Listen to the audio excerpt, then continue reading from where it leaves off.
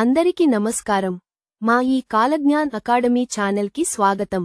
ఈరోజు మనం 10వ తరగతి తెలుగు సబ్జెక్టులోని షార్ట్ ఆన్సర్ క్వశ్చన్కి ఎలాంటి సమాధానాలు వ్రాయాలో చూద్దాము.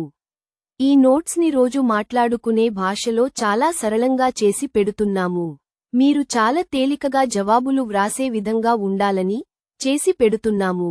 ఇక్కడ ఒక్క విషయానికి గుర్తు పెట్టుకోండి.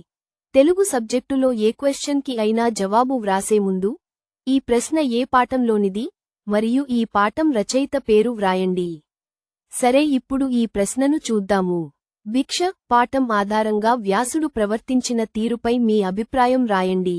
ఈ ప్రశ్నను జూన్ 2024లో అడిగారు. ఇప్పుడు దీని జవాబు చూద్దాం. ఈ అంశం భిక్ష పాఠంలోనిది.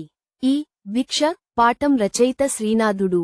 శివుడు వ్యాసుడిని పరీక్షించాలనుకుని కాశీలో ఎవ్వరూ భిక్ష పెట్టకుండా చేశాడు. 2 రోజులు భిక్ష దొరకకపోవడంతో వ్యాసుడికి కోపం వచ్చింది. కోపంలో కాశీ ప్రజలకు శాపం ఇవ్వడానికి సిద్ధపడ్డాడు. నడిరోడ్డులో తన భిక్షాపాత్రను పగులగొట్టాడు. వ్యాసుడు లాంటి మహర్షి ఇలా కోపపడటం నాకు నచ్చలేదు. మహర్షులు శాంతంగా, సహనంగా ఉండాలి అనిపించింది. ఉపవాసం, నియమాలు పాటించి దొరికినదానితో సంతృప్తిగా ఉండాలి. అప్పుడే పార్వతీదేవి వచ్చి వ్యాసుడిని మందలించింది. వెంటనే వ్యాసుడు తన తప్పు అర్థం చేసుకుని శాంతించాడు.